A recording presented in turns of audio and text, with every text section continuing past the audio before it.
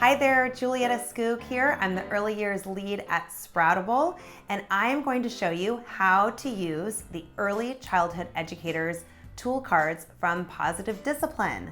These are 52 tool cards that share positive discipline tools and principles, and they're great for preschool teachers and great for parents of young children. This tool is called Let Them Help. And I will tell you, this is one of the toughest tools when you are with young children, I know. So this is so important for young children to let them help. It gives them that sense of significance. It gives them that sense of belonging. It fulfills their biological drive to do things themselves, to figure things out, to fulfill their sense of initiative and accomplishment, and to try new things and to grow their skills. It's so helpful and important. So avoid saying things like, you're too little, or I just need to get this done, or you're just gonna make a mess, even though we can say that in our minds. So I know classroom teachers, this is really, I think it becomes a little bit more intuitively for classroom teachers, and there's more opportunities, and it's sort of baked into the classroom. But just notice, there are times at the end of the day when you just want to clean up that art project by yourself or do things for them.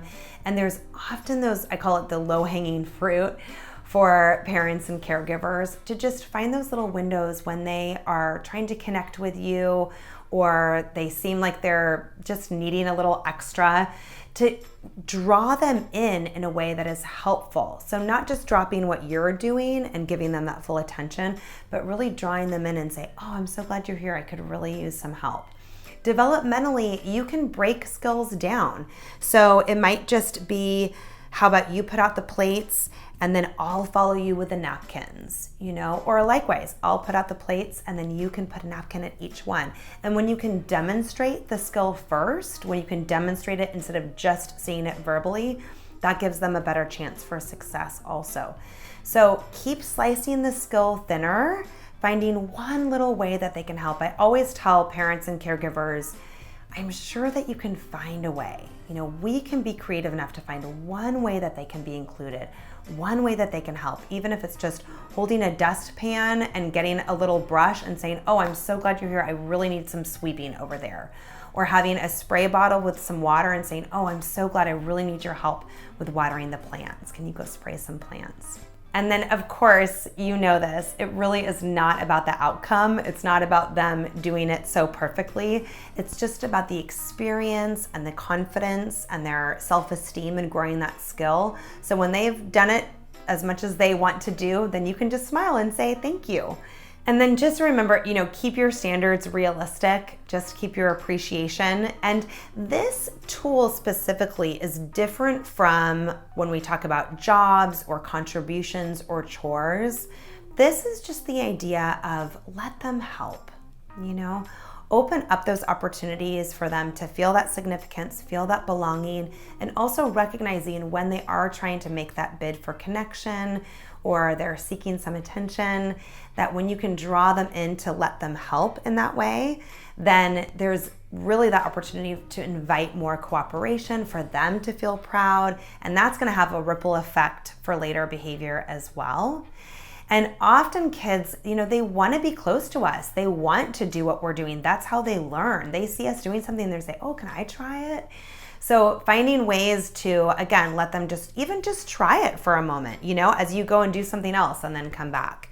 And just recognizing that it's not just giving them what they want, that they really are fulfilling a part of their development that is necessary for them to grow and to learn. I often hear parents and caregivers say, but they make a huge mess, or it takes so much extra time. And what I say is, yes, 1,000%. I have been there. I can feel it rising up in me like, oh my goodness, this is just gonna be a huge disaster. And I think about those life skills that I want them to eventually learn, and that this is the moment, that real moments really are learning moments. And to create that space, it's a small window of time, and phase and stage where they want to explore, where they have the confidence to, where they have the curiosity and the energy. And so really harnessing that and meeting them where they're at developmentally, and know that it will get cleaned up. That will be part of the process as well. And that little moment that you're allowing them to help is gonna have these bigger dividends in the end, and is gonna plant those seeds for those greater life skills that you want them to learn, that we want all of our young children to eventually have when they are grown up. So thank you for watching, and definitely check out our other videos for how to use the Positive Discipline tool cards for early child educators and parents.